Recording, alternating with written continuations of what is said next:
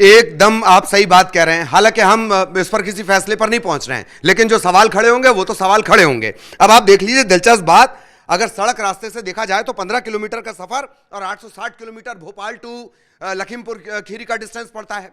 Train से तकरीबन 15 घंटे का यह सफर पड़ता है, लेकिन 12 से 13 दिन हो गए और यह कहानी पूरी इसी तरह घूमती गई। हम ये नहीं कह रहे हैं कि कौन गया, अपनी मर्जी से गया नहीं गया, लेकिन जिस एंगल की तरफ आप इशारा कर रहे हैं कि उसका जो परिवार है, उसके ताऊजी आ रहे हैं, उसका भाई आ रहा है, उसकी मम्मी आ रही हैं, अर्चना की बार बार वो सामने भी आ रहे थे, लेकिन एक जो तड़प होती है अपनी बेटी के लिए या नाराजगी होती, स्वाभाविक रिएक्शन पहला होता है। जैसे राजा के केस में स्वाभाविक रिएक्शन पहला कि शिलोंग पुलिस गलत है, लेकिन यहां इस तरह के कोई आरोप प्रत्यारोप उठा ही नहीं गए।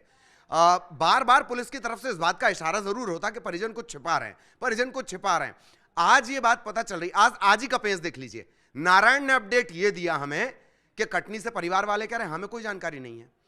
पुलिस ये कह रही है कि अर्चना की लोकेशन दिल्ली में मिली है। एक जो कांस्टेबल है ग्वालियर का, वो क्या कह रहा है, वो ये कह रहा है कि मां से बात करवा दी गई है और लड़की जो है वो ठीक है। तो ये मामला ग्वालियर से होता हुआ उत्तर में उस जगह जाकर पहुंचता है जो नेपाल का बॉर्डर है, लखीमपुर खीरी वाला जो इलाका है। तो इतना क्या पेचदार है। और सबसे बड़ी बात, नेपाल का रास्ता आप जानते हैं, अभी आपने खुद बताया कि ह्यूमन ट्रैफिकिंग का एक वो इलाका है, मतलब जाहिरा तौर पर वो स्किप वाली जगह है। नेपाल की जो बॉर्डर एरिया है वो स्किप वाला है, वहां से जाने लोग भागने की फिराक में जब रहते हैं तब नेपाल से और उस रास्ते का इस्तेमाल करते हैं। आखिर अर्चना वहां क्यों है?